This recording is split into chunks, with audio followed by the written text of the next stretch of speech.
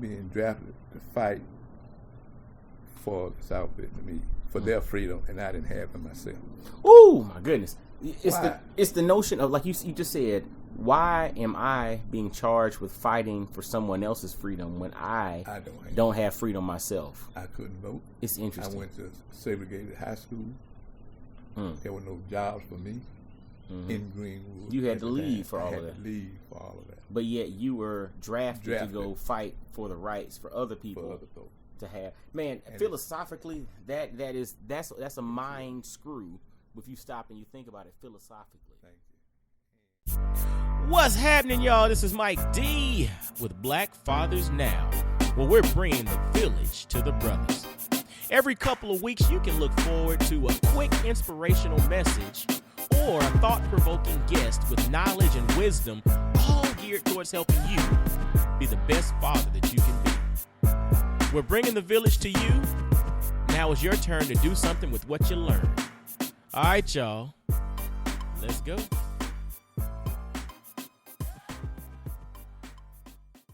What's going on, y'all? This is Coach Mike D, Mr. Double Down on You, with another episode of Black Fathers Now. And dig it, man, we're going to have an amazing conversation. And this is part of, periodically I have a series I call Conversations with My Elders. And this brother has actually been on the podcast before. If you go back to episode 61, you'll hear a conversation with McSwine. And he talks about growing up in Greenwood, Mississippi, and finishing high school in 1964, and being a part of SNCC and the voters registration movement, and then going to college at Knoxville College and finishing in 1968, the month after Martin Luther King was killed, and then he was murdered, was assassinated, but then also going to the Poor People's Movement in DC and participating in that, and then going into business for himself. But what was interesting about this, we were at the mailbox one day, and he had on a hat, and he had on a Vietnam veteran's hat. And I said, hold up, Mac. And again, Mac, my man, is my neighbor. And I was like, hold up. I did not know you went to Vietnam. He said, oh, yeah. When I was in law school, I got drafted. Whoa. I said, hold up, pause. When you were in law school, he was like, yeah, I was in law school at Temple. And whoa, pause. All these layers were coming up. And I was like, Mac, we got to continue our conversation. And then he shared with me some of the process of, him getting drafted and what happened and, how everything happened, but then connecting it back to his, philosophy with civil rights and the things that he experienced. I was like, brother, I need to sit at your feet and just listen to what's going on. So, ladies and gentlemen, I want to reintroduce you to our guest from episode 61, but now, with an updated information with these layered stories that he's got inside of him. Let's welcome my man, my friend, my neighbor, McSwine. What's up, brother? Thank you, Michael. First of all, let me go back to 1962 when I was a sophomore in high school at Broad Street High in Greenwood, Mississippi. As you probably know, I went to segregated everything. Elementary school, junior high school, of course.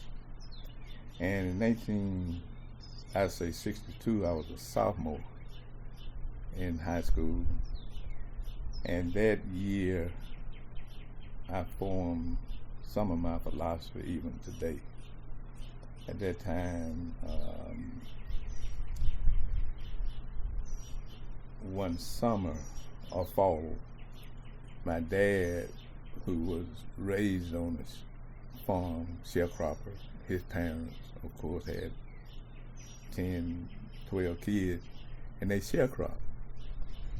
So he knew how to shoot rabbits, and he learned how to shoot a rifle, shotgun, and all that. So he wanted to take me squirrel hunting. He did it. He's been doing it all my life. I was around 16 or so years old. So he was going to take me share squirrel hunting with him. So he had a rifle and a shotgun. And he told me the night before, he said, I'm going to take you squirrel hunting. And see what you can do. So I said, okay. You know, I wanted to go. He would go and pass, you know, bring back squirrel, and my mama would, our mother would skin them and cook them. Be like chicken. Fried squirrel tastes like chicken. Tastes like chicken. So we would eat them, of course. Didn't think anything about it. So in this particular time, we got up there early that morning. He had his hunting outfit on. I put on some old jeans and shirt and whatever. So we went out on somebody, I don't know, farm or whatever, to shoot. Might have gone out to his brother's house. His brother still lived on at that time, living on the white man's land, sharecropper. We were out there, and so he told me, we went out early in the morning, and of course we went to one of his favorite places, and I was carrying the rifle. I had never shot before. Oh, you had never shot to this point. So he goes hunting all the time, but this is the first time that he took you to shoot. Okay. He had the shotgun, his shotgun. So we were out there, and squirrels running around, and one stops. He tells me, "You got it." I had the shotgun now. I called myself ironing. I could not shoot the squirrel. Really? I couldn't shoot. He didn't fuss at me. He just said, "You're all right." He didn't. I don't know if he shot the squirrel or what happened. But I remember getting back home. He said, "I'm not mad at you for not shooting the squirrel," but he seemed so innocent. And of course, that was a way for us to earn food for my mama's cooking dinner. I could not shoot the squirrel. So I felt bad, but still I couldn't. You couldn't shoot the squirrel. I couldn't shoot. And later on, maybe that was the fall, maybe that same year, 62, SNCC established its national headquarters in the Greenwood area. And of course, they were there to help the black farmers and the people, the black people, African Americans, train them how to take tests so that they could vote. That was SNCC's way of trying to help us. You had to vote, learn how to vote, and you had to go take the test. There were tests people had to take to vote. If you lived on the farm, of course, a white owner had to go to the election office or to the folks who was in charge of elections. Sam wants to vote. And that's all they had to do was tell the people. And Sam could vote. So, of course... So they could give you a pass to vote if they wanted to, but that's a but. But...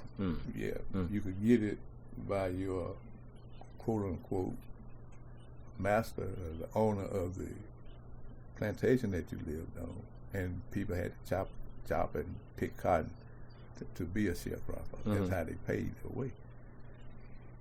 But if you're owner of the farm, went to the election office and told them that you needed to vote, that's all they needed, his word. You didn't have to take a test. But without his word, you had to take a test. Yeah. You had to do this. You had to jump through hoops. But SNCC was there to help the people, help the African Americans. Their whole thing. If you're a citizen and you can't vote, you don't have any rights. So anyway, of course, that was the time of Martin Luther King. Dr. King was leading protests all over the country on non-violence. The non-violence was the way to put the moral pressure on the white and the people in power so that I could vote, or we could vote, or African Americans vote.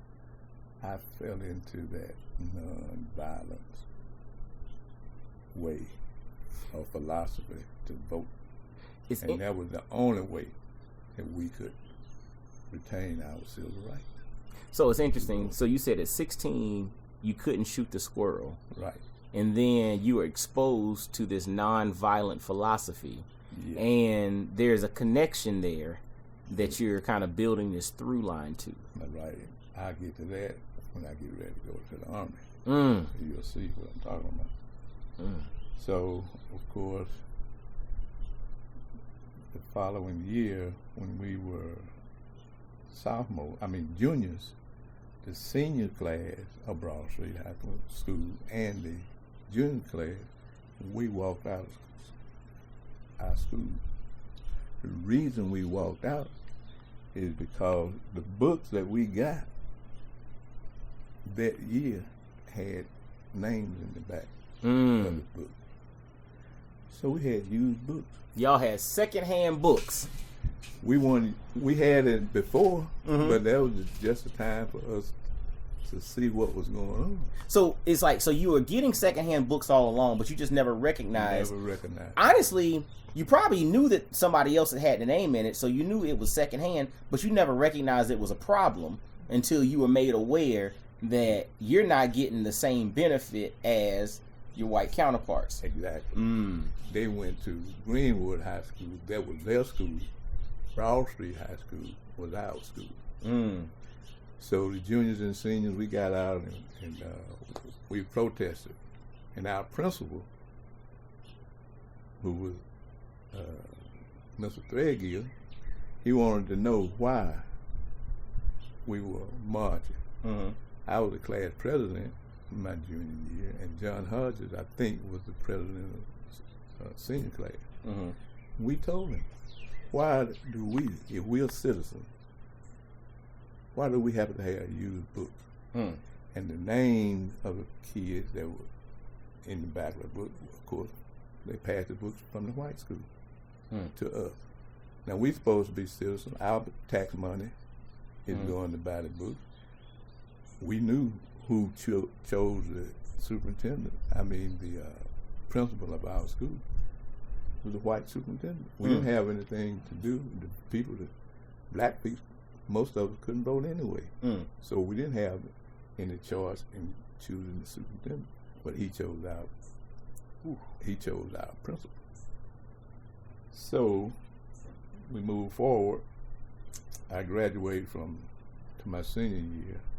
I graduated from high school, and 3 of us came here to Knoxville to go to Knoxville College. At the time, I didn't realize that the person that sold us wanted to sell us our high school class ring was from Knoxville. Really? And Knoxville College. He was from my hometown. Really? His name was Jack LaFleur, and Jack and his family were born in LaFleur County. The county was named from an Indian chief, LaFleur. But he was at Knoxville College, and he was working for Justin Juror, and he came to sell us our class ring. So he was a sales guy for the area. Wow. From Greenwood. From Greenwood. A graduate of Knoxville College. Come on, that connection. That connection, man. So we still moving forward. When I was after graduation from high school, I went to Chicago to work, and I worked in, I think, Federal Reserve, some package moving company. So between high school and going to Knoxville College, you worked in Chicago. Okay.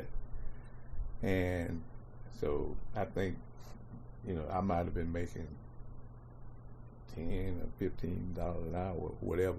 Then making big money. So hold on, $10 or $15 an hour in 1964. Yeah, it might have been $5. Yeah, either way, it was big money. Because the kids that had to go from the city, that had to go to the cotton field on the weekend to chop and pick cotton, they were getting 25 cents, I think, to pick cotton for a pound. And if you were out there all day, you may get $3. Really? But the kids had to go to get money to buy their clothes, and some grown people were going because that's all they could do to make money to buy food. Chop cotton. And chop and pick cotton. Wow. We didn't have to go, luckily, because my father, again, was a minister, had 4 churches at the time, had a bookstore, and funeral home too, right? Ran the funeral home. And then he owned the funeral home. My mother worked there, and then she was secretary. But anyway, we go back to my senior year, my freshman year, sophomore year, senior year in college, second semester, getting time to graduate. And of course, at that time, I majored in political science, but you had to take classes over at University of Tennessee to get your degree at Knoxville College in political science. Okay. So I took 2 classes over there, majored in political science, and was about to graduate. So I found out the second half of my senior year, they had the Poor People's Campaign. So in '65, of course, through King's leadership and nonviolence resistance, we got the Civil Rights Act of '65. But what we didn't know, just because the federal government passed laws to give us the right to vote and stuff in federal elections, we didn't have jobs or the economics to go with it. So they had the Poor People's Campaign to match the economics with the actual rights that were awarded. So I made, we about 5, maybe 10 to 15 people said, well, we're going to go to the march on Washington. And we're going to help the folks. I had already graduated. But we did it this second semester. We're going to go and participate in the Poor People's Campaign. And at the same time, I got word of this CLEO program. CLEO program, okay. CLEO program was the Council of Legal Education Opportunities. It was a 501c3 national profit organization that was founded in 1968 to expand opportunities for minority and low-income students to attend law school. Hold on, so the CLEO, so at the same time that you got involved in the Poor People's Campaign, you're graduating from college, you also got exposed to the CLEO program, which is all about expanding opportunities in law profession for law professionals, for minorities and low-income folks. And that was, I found all of that out the second semester of my senior year. 1968. So basically between January and May of 1968 is when you found this out, which also coincided when Martin Luther King got assassinated in April of 1968. Well, I was already a disciple of King. I believed in his nonviolent philosophy to gain my civil rights. I believed in that. And participating in the March on Washington, that solidified everything for me. And now my belief in the nonviolence as a way of philosophy to gain my civil rights, and then if I participate in the Poor People's Campaign, I'm set. Not only am I fighting politically for my rights, but I'm marching for economic rights. For economic rights. The jobs that were for us, for the most part, were for teachers and preachers. You couldn't get a job in the South. There were plants weren't here for us. That's why we had to go north. That's the Great Migration, as they call it. There you go. So if and one of my brothers did this.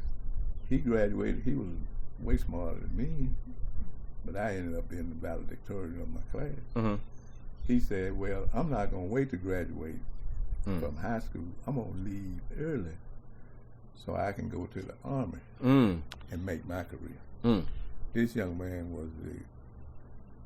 was the tackle, one of the tackles on a football team. He was smart. He should have been the bear. Mm-hmm. But he left early. He left early. He left after his junior year. So when we went back out, of course, our senior year, his name was T.J. Whip. And the coach told us that T.J. is not enrolling in school. So what happened to T.J.? He joined the Army. This guy had probably a 94 or 96 average. Wow. In high school. He was reading Mein Kampf, Hitler's biography, in high school. Wow. And he told me to read, but I don't need to read no Mein Kampf. You know, I wasn't ready for it because, you know, Hitler was an autocrat, and he believed he should make all decisions and conquer the world. But I wasn't thinking about that. All I was thinking about at that time was going to college, get me a degree, because percentage said I could go to college, get me a degree, and get a good job, take care of my wife and family. And that's all I wanted to do. So after we went to March on Washington, about 10 to 15 of us, we got out on the freeway and had a little chain we put around our neck, and we walked to the camp of the Poor People's March. And that was an accomplishment for us, but I had to, after 2 or 3 days in the camp, I forgot that I had to come back to Knoxville and get my car and drive home because I had to prepare myself for the Clio program, which they had at Emory University. In Atlanta. The good thing about that was if you finished the program on the campus of a law school, you could automatically get invited without having to take a law school exam. No LSATs, none of that. LSAT. Really? Okay. And you got $500 if you completed the program. There was about 40 of us actually enrolled in the program. At Emory. At Emory University. There were 6 girls and 34 boys. Wow. So I had to get 1 or 2 professors to write letters for me so I can enroll in Emory for that summer institute. And that's what I wanted to be all along. I wanted to be a civil rights lawyer. That was what I had in my mind because of SNCC. And that was a way of my fighting back. I was going to be a lawyer, civil rights lawyer, to help the people vote and everything. So after I went home, drove home, picked up my car in Knoxville, drove home to Mississippi, and then in June drove to Atlanta, Emory University, and met 39 other African Americans at Emory University to do the summer program, summer institute. It was very demanding. It was a good program. It taught me that you didn't need to major in political science. You could have majored in English because you had to write. You had to present yourself. You could major in anything to be a lawyer. It wasn't, I thought. Yeah, you thought political science was the only way. There's more than one way to skin the cat, as they say. So, finished the program in '68. After graduating from Knoxville College, met some very nice and good people. Some of them were capitalists. Oh, here you go. See, we didn't say this in the introduction, but Mac McSwine is a member of Kappa Alpha Psi Fraternity Incorporated. I mean, it's all right, but it has nothing on Omega Psi Phi Fraternity Incorporated, my beloved fraternity. But anyway, you see, he had to throw that in there. I had to. Yeah. It's a running joke for us. Okay.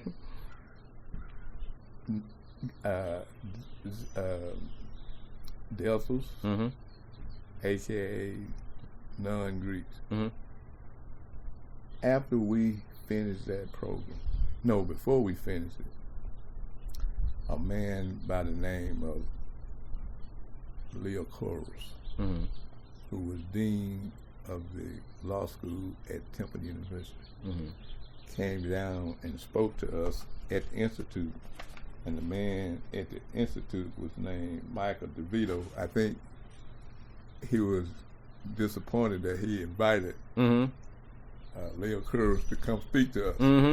Because what he did, he was invited and offered anybody that came to Temple Law School a full grant.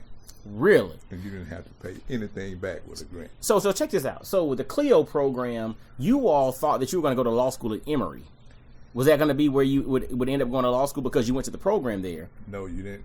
You wouldn't end up there? You would end up at another? Any place. Okay, gotcha. Any law school of your choice that participated in the Clio program. Okay. We didn't know it at the time that Seton Hall, Emory, other law schools participated.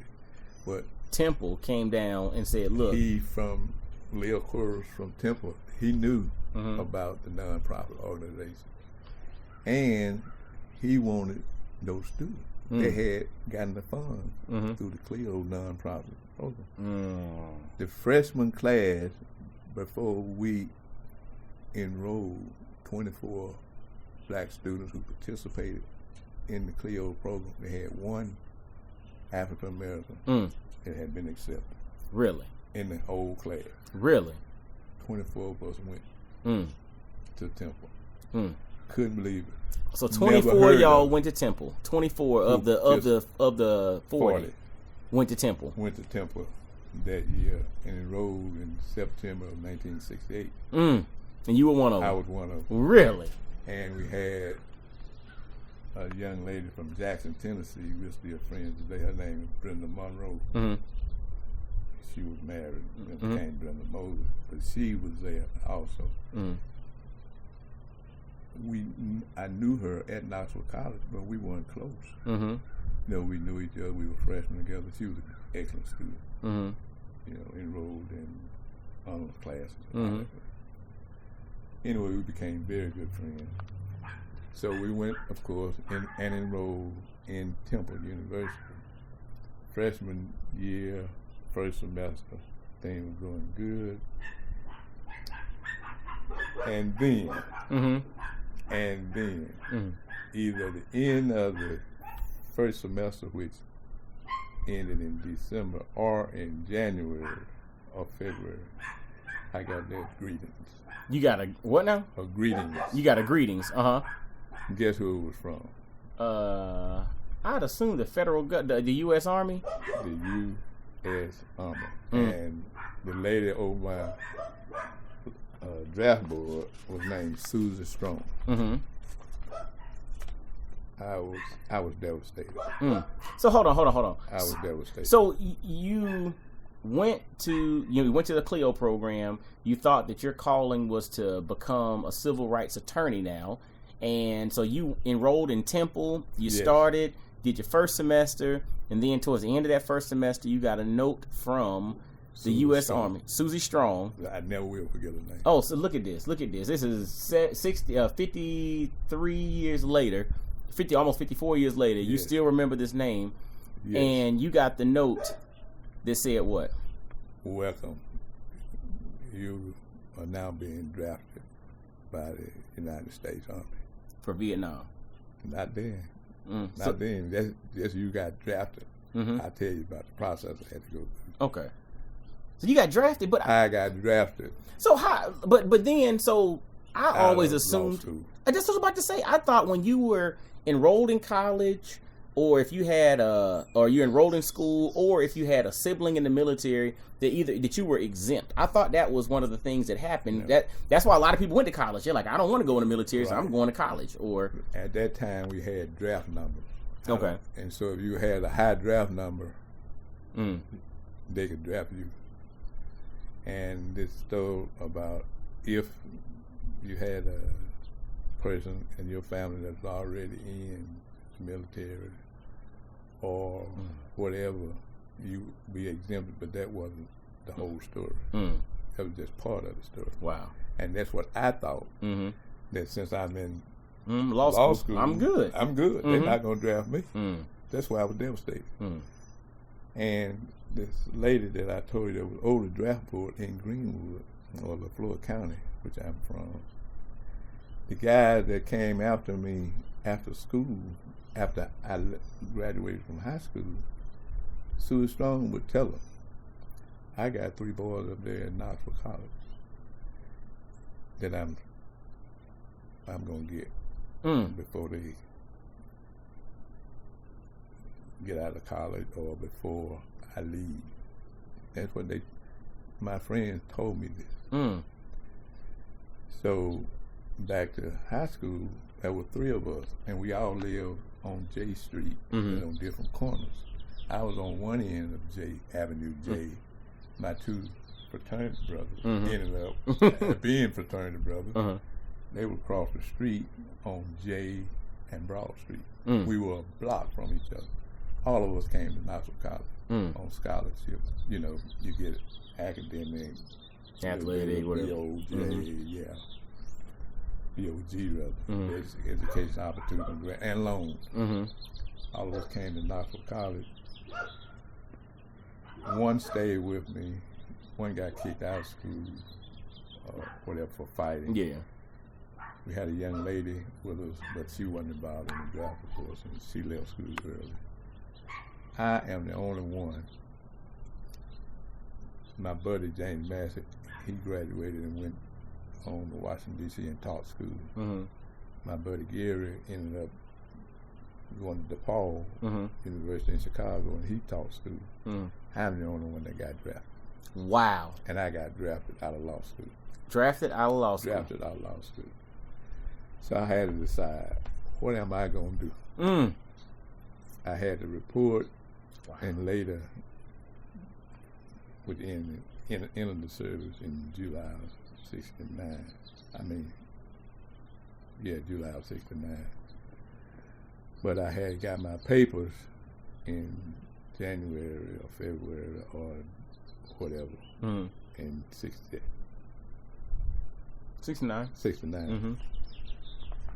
So I said, should I run to Canada and be like the white guy, or do I go head on and go to the Army like I was supposed to do?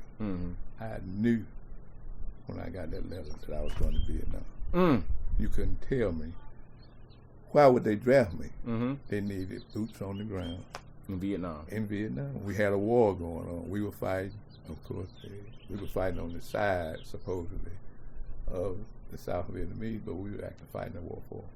But I didn't know it at the time, of course. So the draft, so I guess just a little clarity for me. So the draft was not specifically for Vietnam. The draft was just drafting into the Army. So some people got drafted but didn't end up going to Vietnam. Right. A lot of people. Interesting. A lot of them went to Germany or whatever their assignment was. Everybody that got drafted, of course, didn't go to Vietnam. So I said, what would I look like in Canada? If I'm in Pennsylvania, the northern border is right, Canada is right north of me. That's right. I said, I'm not, my mama didn't raise. That's right. She didn't raise no runner. That's right. I wasn't going to run from the situation. But I did not want to go. I knew where I was going. So anyway, I had to be processed to see if I was ready physically and mentally to be inducted into the Army. So it was somewhere in New Jersey, I think. I went to a processing camp. And, they check you out physically and they make sure you're ready to enter the service. So, of course, I passed. I was young. Yeah. And I said, man, I'm going to have to leave school. So I think in April of that year, I said, let me go on home, prepare myself to go to camp in the Army, to boot camp. But in the processing, I met another guy who, I think his name was Harris something. He was from Knoxville College. He graduated from me before I did. And he said, man, what are you going to do? I said, well, of course, I don't believe in fighting. Mm-hmm. He said, well, the only thing that I could think of that you might be able to apply for is CO. Mm-hmm. So I said, what is CO? Mm-hmm. He said, that's a conscientious objector. Mm-hmm. I said, so I don't have to fight if I'm drafted. I mean, I'm already drafted. I know where I think I'm going. He said, man, as a conscientious objector, you don't have to. He said, you might have to carry a pistol if you want to, but you don't even have to carry a rifle. You have to go to Fort Sam Houston, where CO trained. I said, you kidding? He said, no.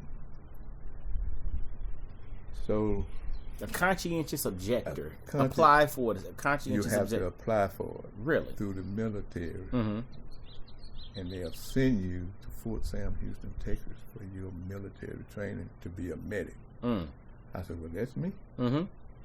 I don't believe in shooting. Back to the hunting. I couldn't shoot the squirrel. Oh, wow. You couldn't shoot a squirrel. How are you going to shoot a person? How am I going to shoot a person? Wow. I said, man, that's what I'm going to do. I decided right there in that process. So I had to, I went back home and I told my mother, and I was married at the time to my wife. Okay. I said, that's mine. I said, I think I'm telling I didn't tell my mother I was going to go to Vietnam. I thought I was going to get assigned to Vietnam. I told my wife that. She said, well, I can understand where you...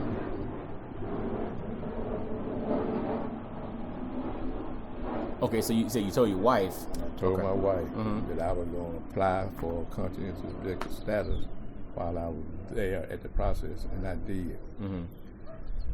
So they told me I had to report to Fort Sam Houston in July of 1969. That was my duty station. So I went through all of that training to be a medic. And there were a bunch of us. And coming from law school, mind you. It wasn't like you were coming from pre-med or medical school. Coming from law school, you were drafted and you applied to be as a conscientious objector. And you were placed in training to be a medic. Fort Sam Houston. At Fort Sam Houston in Texas. Wow. So I stayed there, I think, until from July to November, in training or whatever it was. I think it was July through November. And sure enough, before I left to go home for R&R and to leave and get my certificate as a medic at Fort Sam Houston, they called everybody out and they tell you where you're going to be assigned. And I was right. Sent you straight to Vietnam. They told me I got to go to Vietnam. I said, just like I thought. But I'm going as a proud medic, and I hope when I go home, I'm going to write the Pentagon and ask for a compassionate reassignment. I had learned that at the processing center.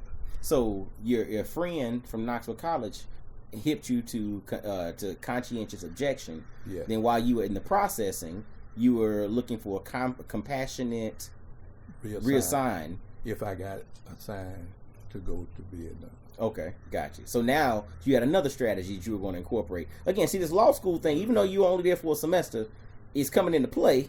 Especially, and your degree in political science and the relationships that you've had came into play. But okay, so compassionate reassignment is what you then were looking to apply for after getting assigned to Vietnam. Right. Okay. So that went home, of course, in November. They gave me a month rest and recuperation in Greenwood. I had to go back to my hometown, and my wife was there, of course.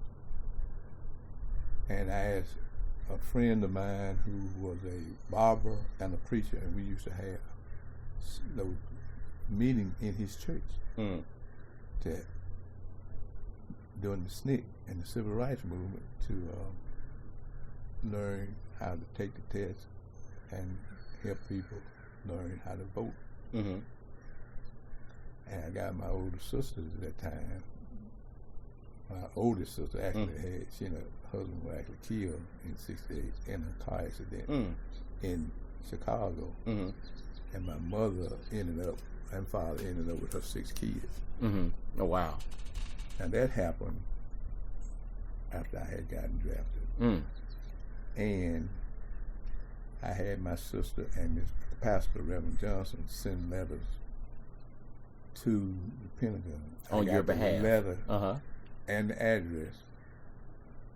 The guy who I told you about that I met at the process center, he said, yeah, write the Pentagon and ask for a compassionate reassignment. And then you had the pastor, barber, and your sister on your behalf as well. Send the letters to the Pentagon. pastor was a barber. Mm-hmm. He cut my hair. Mm-hmm. Good man. And we had met in his church and my father's church during the Civil Rights Movement. We had the meeting SNCC helped organize for the folks to learn how to vote and march in Knoxville to get our civil rights. And they wrote letters, and I wrote letters to the Pentagon asking for that compassionate reassignment. Okay. So they had the letters probably 3 weeks in December of '68.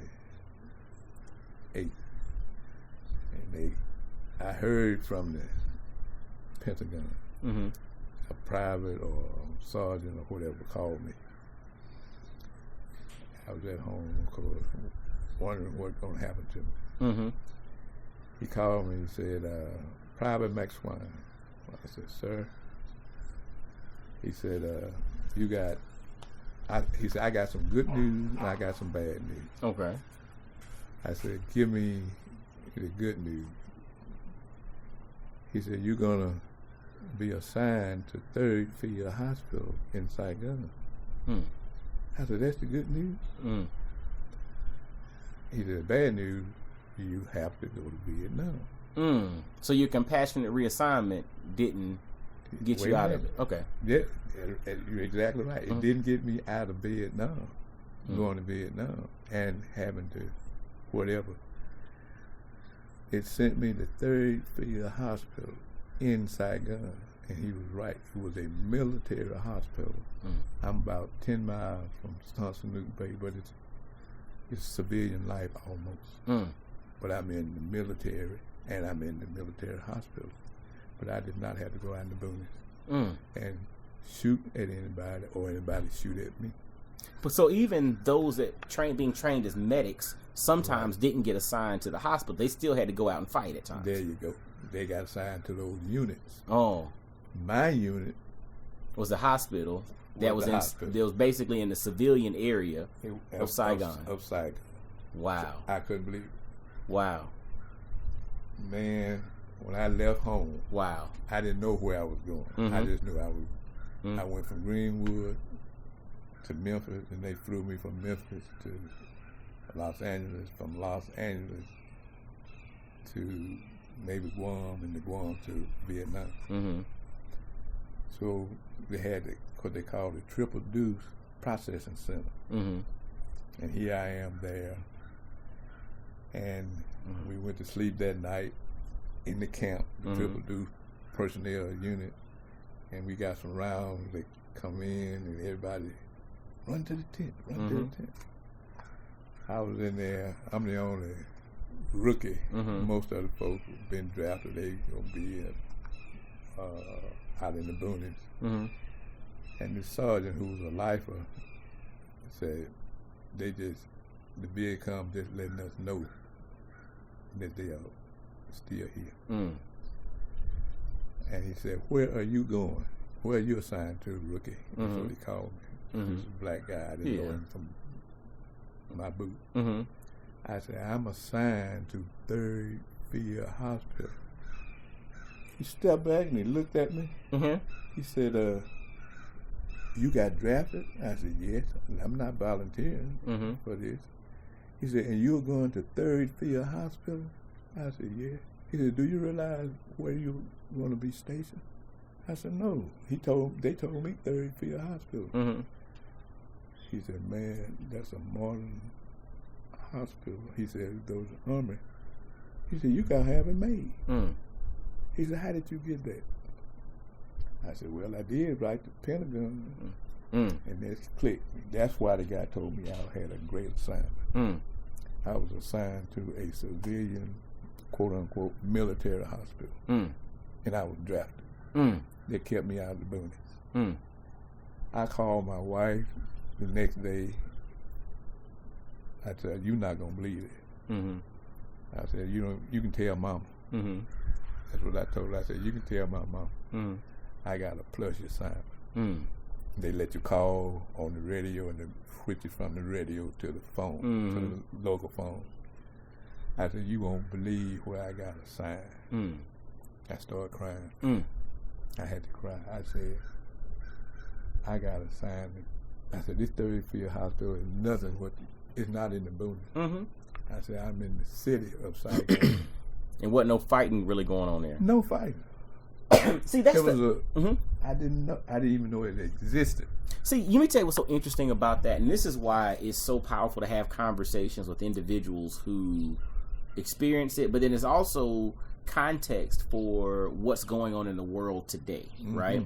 So when we see conflicts going on in parts of the world, we assume that whole, everything in that city, everything is going on, everything's getting bombed, but we forget that's what's getting portrayed to us from media, and that might be going on, and that probably is going on, but it's going on in this part.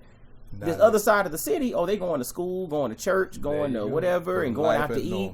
Life is normal. Just like it is here. Something goes on one side of town, and truth be told, unless you're in that, and not even the whole side of town, unless you're in that little area and where it happened, you're almost unaware that something's actually happened. And that was the same thing when you went to Vietnam, where you were... we had guards, of course, dressed in army fatigue and stuff. I never saw... We were living in a hotel. Army had arranged with the Vietnamese folks. We could walk from my hotel. It was an Army hotel, and all the guys in it were Army, to work every morning. I had an 8 to 5 job. Wow. I had on my fatigue, had on my Army boots, everything. But I was a medic. I learned how to give needles, take blood. I wasn't supposed to, but that's what they needed. Just the nurses who were dressed in their white or whatever, they were in the Army. The doctors had been drafted; they were in their Army fatigue. We had our starch, shirts, and pants, sleeves folded up. I got some of them over there in my closet right now. Wow. I ended up getting 3 stripes, but they weren't stripes. They was the medic thing, looked like a heart on you. I got promoted through it, but the key thing was I didn't have to go out in the boonies. I was never shot at. Didn't have to have a gun or pistol. I had to thank God. Come on. But I knew when I got drafted where I was going. You couldn't tell me. That's what they needed me for. They needed boots on the ground. But I thought, how am I, and this was another part of my philosophy, who couldn't vote, who didn't have a job, couldn't join a union. Why was I being drafted to fight for the South Vietnamese, for their freedom, and I didn't have it myself? Oh my goodness! Why? It's the notion of, like you just said, why am I being charged with fighting for someone else's freedom when I don't have freedom myself? I couldn't vote. It's interesting. I went to segregated high school. There were no jobs for me in Greenwood. You had to leave for all of that. I had to leave for all of that. But yet you were drafted to go fight for the rights for other people to have. Man, and philosophically, that's a mind screw if you stop and you think about it philosophically. Thank you. And wow. My last thing on that, and I hate to go this way, but we had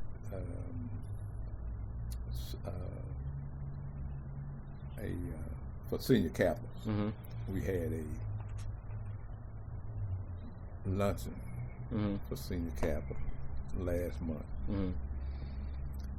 and the guys wanted you to pass the microphone around for you to tell the younger guys and everybody about your experiences, what experiences you had, even though you are a capital, that you had while you, even before you became a capital. How did you get to your place here today? And you're talking about your fraternity. So your fraternity had like a had senior capital. For about the seniors. Lunch. We were having breakfast all morning. We met at 9 o'clock, and then the brunch. Breakfast lasted to 12. And towards the end of the lunch, of the brunch, they got to me. And the guy said, "Brother McSwine, would you give us your take on everything?" I started talking, and I didn't know this stuff had built up in me because I hadn't talked about that experience I had in Vietnam to my wife or anybody else. I started giving my testimony, man. Water just came out of my eyes. And I was telling him, said, if I hadn't written the letter, and if I could have shot the squirrel, maybe I wouldn't have written that letter. Hold up. Can you believe it? You said, if I could have shot the squirrel when I was 16 years old, maybe I wouldn't have written that letter. Maybe I wouldn't have written that letter. It's so interesting, and this is that divine calling on our lives, and we have to listen to it, and we have to not just listen, but we have to be obedient and take action on that calling, whatever it is. And at 16, you had this thing inside of you that said, I can't shoot the squirrel. I couldn't shoot it. And that was probably the thing, not probably, that was the test for you.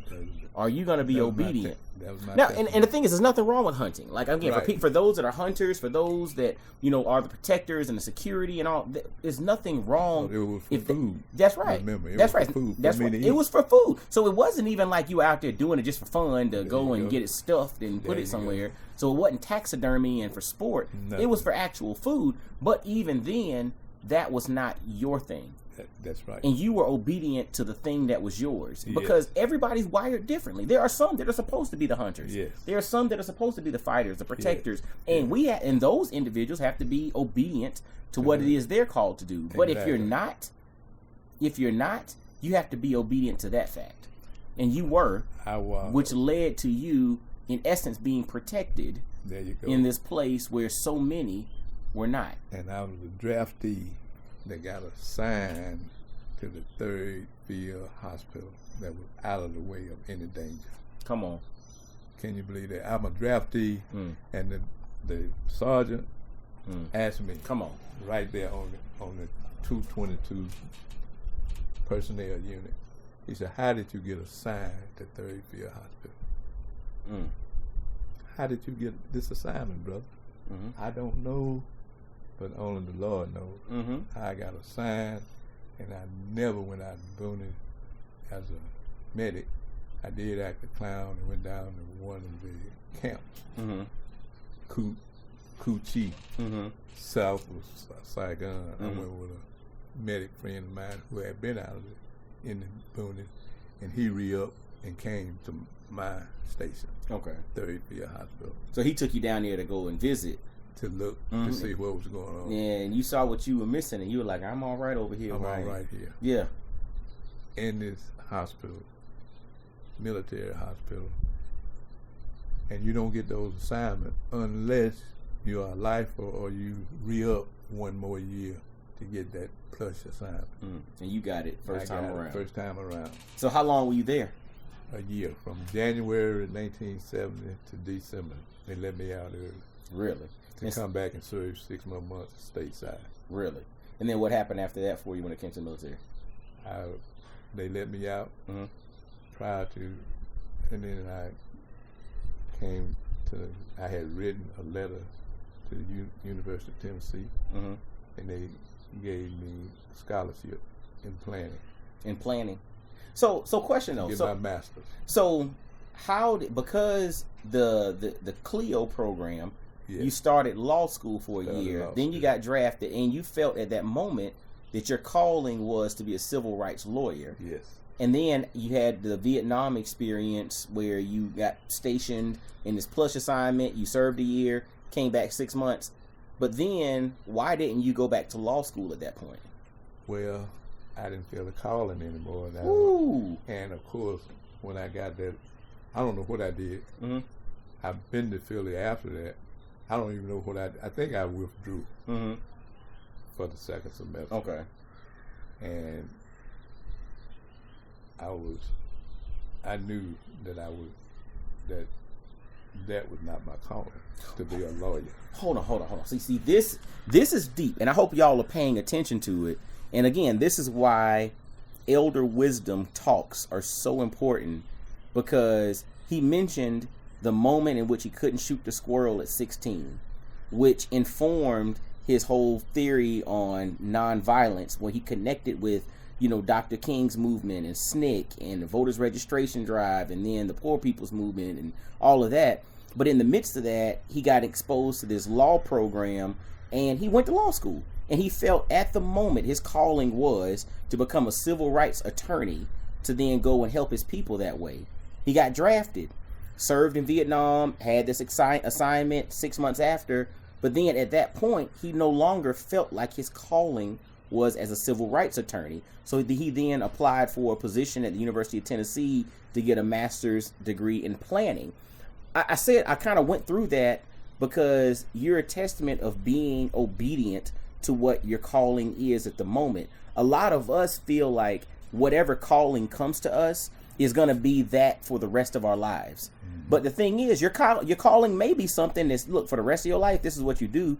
But for a lot of us, that might just be this season. So for this year, your calling is this. Next year, it's that. 5 years from now, it's going to be something different. 10 years from now, it'll be completely something different. The question is, are you willing to be obedient to what that calling is?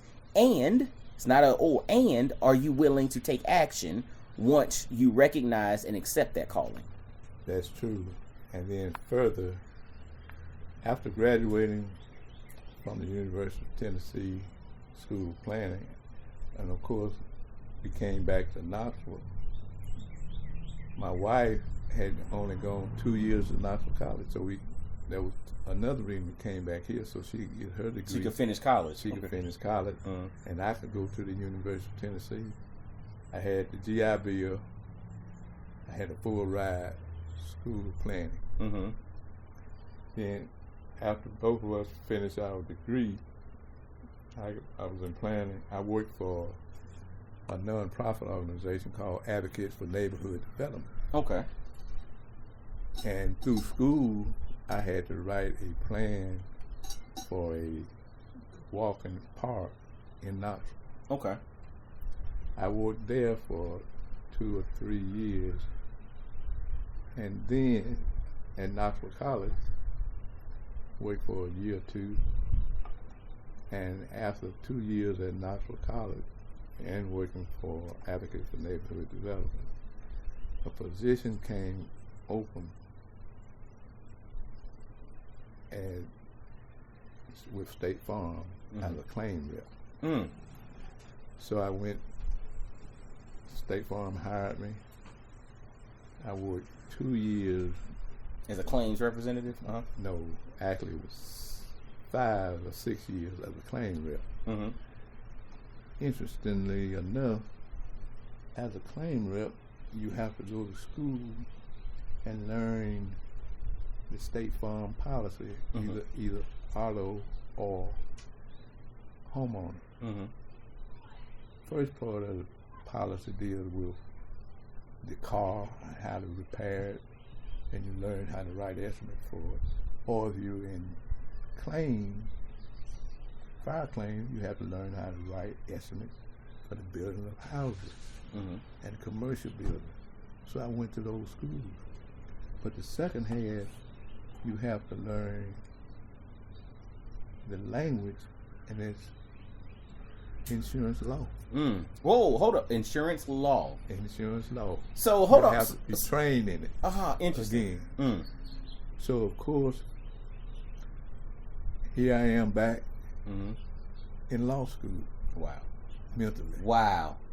And I had to learn that language and learn how to interpret.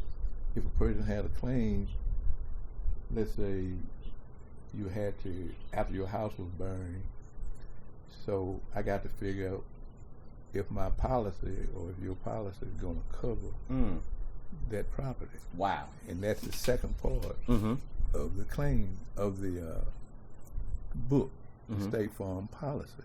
Wow. Not only do I have to learn how to write the estimate to rebuild your house, but I have to learn this legal language that deals with the law part of your policy. And so it's interesting, you going to law school, planted the seed for you learning the process and the legal jargon of the State Farm policy. Yes. And you started off, and this is the process of you becoming a claims rep. Right. And then that moved you forward into being like you having your own practice, right? That's the other part of it. While I was a claim rep for State Farm, a agency manager spoke to me, gave me a call out of the blue. Said, "We'll watch your work and claim. We want you to apply for an agency." I said, "What?" His name is Hammer. He's deceased now. I said, "You want me to be an agent?" He said, "Yes, I want you to apply for an agency." So here I had the opportunity to be my own boss, to be a State Farm agent. I was there for 23 years, and then I retired. Man, dude, I'm gonna tell you. Can you believe it? It's after hearing all of this, very, very much so I can believe it. And I would also add that it was not out of the blue that he called you. Because, again, this is an interesting perspective. As you start walking in the direction that you're supposed to walk in, and you're obedient to the call in your life, whatever it is, and to me, it's the obedience in the moment, right? When you're able and willing to do that, these things start happening and you really can't explain it. And that's so when you say, can I believe it? Absolutely, I can believe it, because you are a testament to what it is you're supposed to do in the moment. I was on a platform the other day and a guy asked me, what is your definition of manhood? And I thought about it for a minute, and I said, to me, the definition of manhood is being willing and able to do what's necessary in the moment, whatever it is. And it's simple, and it encompasses a lot of things. It's a big umbrella that catches a lot of things. But to me, when I think manhood, that's what it is: being willing and able to do what's necessary in the moment, whatever that is. That's it. But you have to be willing. And you either accept God or you don't. That's right. But 100, because I think He gives us everything we need. He gives us everything we need. And He gives us this discernment. He gives us the abilities. And it's like, if you can't physically do it, you know what He does? He puts you in connection with others who can. That's right. Right? He puts other people right there. He helps guide you, and you don't know it. But you have to be willing. You got to be willing. And then you realize that I don't even have to physically be able, because even if I'm not physically able, I'm connected with somebody who is. And it'll get done, but I have to be willing. You got to be willing. And that to me is tied to each specific moment. And that's why I don't say that I'm having a great day or a bad day. It's a great moment or a bad moment. because I'm not going to spoil the rest, or I'm not going to take this great moment and say the rest is going to be there. No, I'm right here. I'm right here. I'm talking to you right now. Yes. That's the only thing we're doing. There you go. And you got to be accepting. Accepting. So it was no way for a draftee to get my position. That man called me from the Pentagon, and he told me, you're not going to get your compassionate reassignment, but you're going to like where you're going to be assigned. Check this out. I'm gonna be honest. It's interesting, and sometimes it's a play on words, but if you really, really stop and you think about it, you did get compassionately reassigned. Didn't I? You just didn't get compassionately reassigned in the way that you wanted. That's right. But you got compassionately reassigned in the way that you were supposed to. And that's and again, for me, I'm a 42-year-old youngin' compared to you. And had to go that way, yeah, you threw a little shade with the Kappa thing. I got to throw a little shade with the age. Nah, I'm just playing. I pray to get to where you are. You know what I'm saying? Yes. And but the thing that's so interesting about it is making sure that I am fully entrenched in what's right and what I'm supposed to be doing, not always what I want to do. And I have to make sure that what I want is in alignment with what God wants for me. And again, that's hard because we dudes, we're regular. We're like, look, I know what I want. I know when I want it. I want all how I want it to happen. Yes. But the reality is that how it's supposed to happen. And I have to continuously submit to the fact that, okay, maybe it's supposed to happen that way. Maybe it's not. And I'm good either way. And that's the part that has been such a journey for me, especially of the last few years of really being in that. And but then talking to you is just like that further testament to be in the moment. And if y'all see, we're doing this audio, we're not doing the video of this. Mac is like the coolest brother you'll ever meet. I'm talking about, you swear he got theme music as he walked down the street, just this chill and laid back.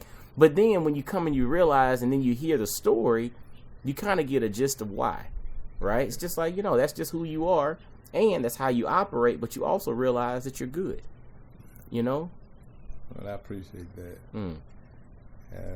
Because the last thing I would leave you with is what has happened to me in terms of the life. Because I thought I had everything. I mean, Clio, the program to get into law school, getting into a place like Temple University, one of the premier law schools in the land. Before I went to Temple, I was at Emory University for the summer program, for the summer institute. You couldn't tell me. I didn't even apply to the career office for a job when I was graduating. Next thing I knew, I heard about Clio program. They were going to pay me to get trained to be a lawyer. I was going to get a full ride to go to Temple Law School. I didn't have to pay out a dime to enroll. I didn't have to take the law school admission test to get into Temple University. Now, of course, some of the people that were in the program, and one in particular, not only did he finish Temple Law School, he was a brother just like you and me. He ended up being dean of the law school. Wow. From that program. But you know Carl Singley, that's his name. But guess what, though? That was his plan. That was his plan. Yeah. And you know what's so interesting about it? Your plan was to go through and get exposed to everything that you were exposed to, but your plan was not to complete that. Yeah. It was for that to be the jump start to something else. And it led to us sitting down having this conversation here. And it's interesting, and again, I was sitting down, the dogs get to bark. It's interesting. I guess that's why we coming to a close. The dogs get to barking outside.